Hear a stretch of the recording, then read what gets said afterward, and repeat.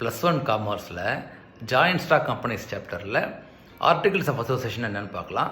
அதுக்கு முன்னாடி அதோடைய முக்கியமான டாக்குமெண்ட் மெமரண்டம். அது ஏற்கனவே சொல்லியிருந்தேன்.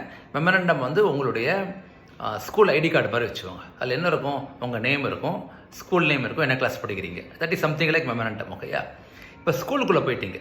ஓகே, அப்போ அதில் என்ன இருக்கும், ஒரு கிளாஸும், அதாவது ஒரு பீரியடும், என்ன சப்ஜெக்ட், யார் டீச்சர், அதுக்கப்புறம் எப்போல்லாம் எக்ஸாம் வருது, ஓகே, அதுக்கப்புறம் உங்களுடைய அதர் ஆக்டிவிட்டீஸ் இருக்கும். கரெக்டாக?